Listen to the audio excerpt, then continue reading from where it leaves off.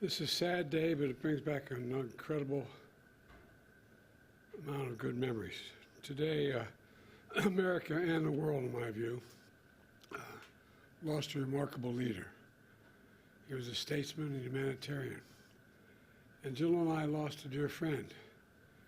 I've been hanging out with Jimmy Carter for over 50 years, it dawned on me. And I had countless conversations over those years. And I always would be proud to say that he used to kid me about it, that I was the first national figure to endorse him in 1976 when he ran for president. There was an overwhelming reason for it, his character. What I find extraordinary about Jimmy Carter, though, is that millions of people all around the world, all over the world, feel they lost a friend as well, even though they never met him. And that's because Jimmy Carter lived a life measured not by words, but by his deeds. Just look at his life's work. He worked to eradicate disease, not just at home, but around the world. He forged peace, advanced civil rights, human rights, promoted free and fair elections around the world. He built housing for the homeless with his own hands. And his compassion and moral clarity lifted people up and changed lives and saved lives all over the globe. Jimmy Carter was just as courageous in his battle against cancer as he was in everything in his life.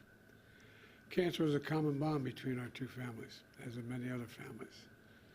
And our son Bo died. When he died, Jimmy and Rosalynn were there to help us heal. Jimmy knew the ravages of the disease too well. He lost his father, his brother, his sisters to this terrible disease. So when Jimmy was diagnosed, we did our best to comfort him. We met with him down in Plains. We met with him, and anyway. We talked and shared our beliefs that as a nation, we have the talent. We have the talent and the resources to one day end cancer as we know it, if we make the investments.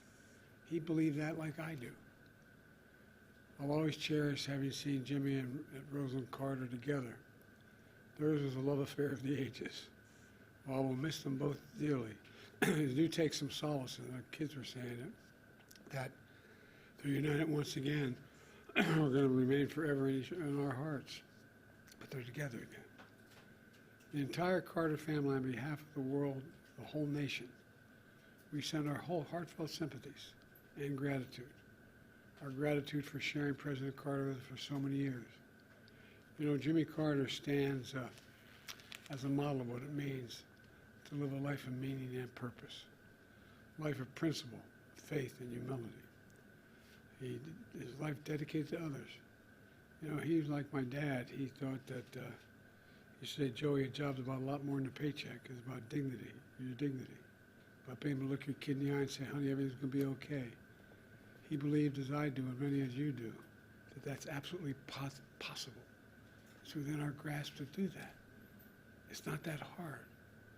In his life, he served the nation in the Navy. He led the state of Georgia. He became president and a beloved statesman all over the world.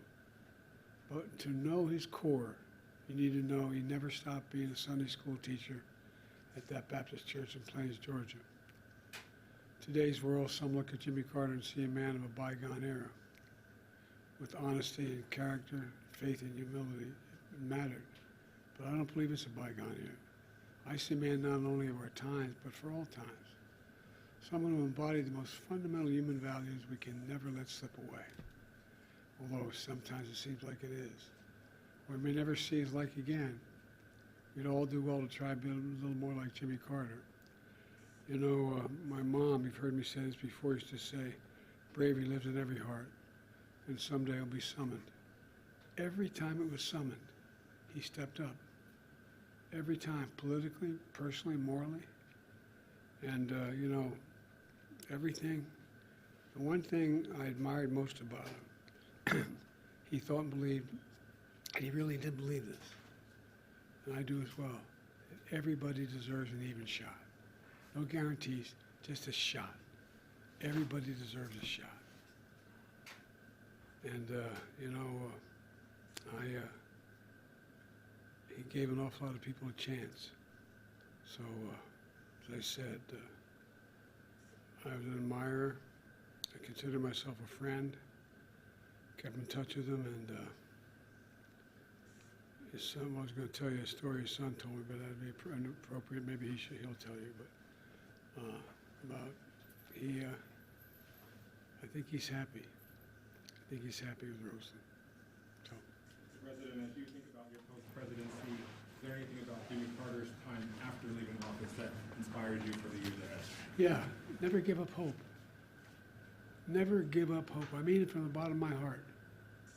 So much negativism out there. I know you're tired of hearing me say it over the last 4 years.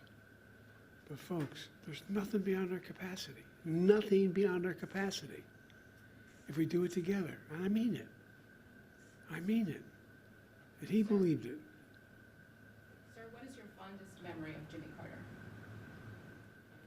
I have a number of them. I guess maybe my fondest memory of Jimmy Carter was when he grabbed me by the arm and said, I need you to help me in my campaign.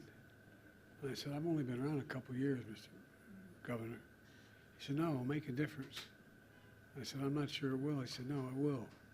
When I endorsed him for president, I told him why I was endorsing him, and that it was not only his policies, but his character, his decency, the honor he communicated to everyone.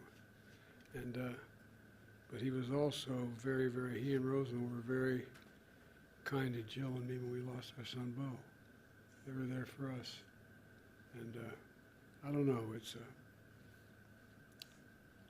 I think that what Jimmy Carter is an example of is just simple decency. Simple decency. And I think that's what the rest of the world looks to America for. So what members of the family have you spoken to? I think I've spoken to all the children. Maybe some I just got off the phone with. I think there were, I don't know how many on the phone, but I think, and I've spoken to some of the friends of the family. They're helping with the services, and my team is working with his family and others to see to it that he is remembered appropriately here in the United States and around the world. There's a process we're going through that will take a little time to set up this. I announced earlier today we're going to do a major service in Washington, D.C. on behalf of him. But that's a formal procedure that's underway. So I'm sure we'll be talking a lot to the family between now and my main contact is Chip. Is there anything that President Trump to take from President Carter? Decency. Decency. Decency. Everybody deserves a shot. Everybody. Can you imagine Jimmy Carter walking by someone who needs something and just keep walking? Can you imagine Jimmy Carter referring to someone by the way they look or the way they talk? I can't. I can't. You know, I think the end of the deal here is that one of the reasons why